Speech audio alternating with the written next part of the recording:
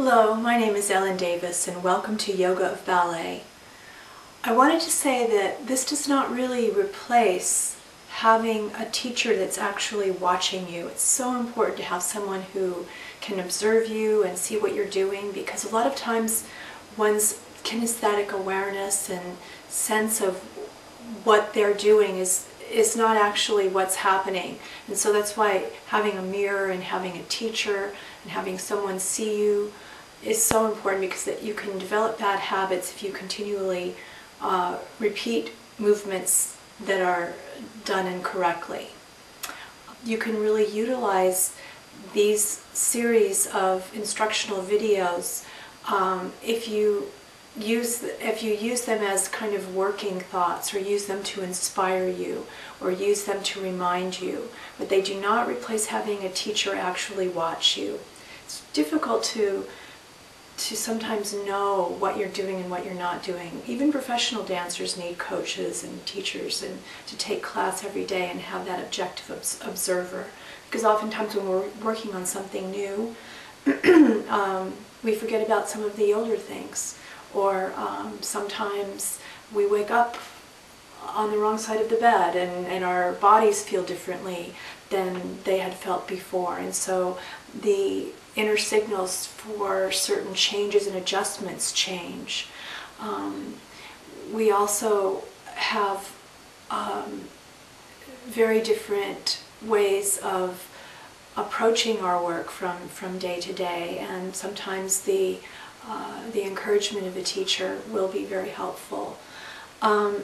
We also sometimes have difficulty applying something new, because we get so used to the way it feels that something new will feel wrong instead of right. And sometimes that very new thing is the thing that will set everything in balance, but we're so used to the old feeling that we have trouble letting go of it. So with all of that in mind, I welcome you to Yoga of Ballet, and I hope that you get value out of what we have to share here. Thank you.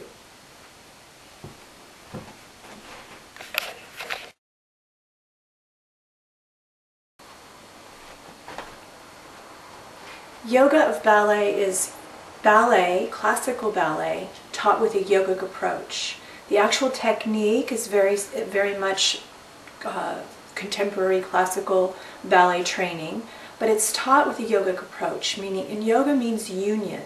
So it's taught with the awareness of union, with an undivided awareness, with the awareness that we are all one, with an awareness of peace and self-acceptance, with learning to trust the innate creative intelligence of our bodies, and trust that process of learning that we go through.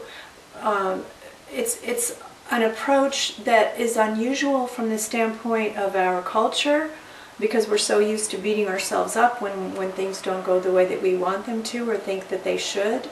And it's somewhat unique in terms of our usual teaching paradigm and learning paradigm, where we feel that we need to punish ourselves in order to learn something.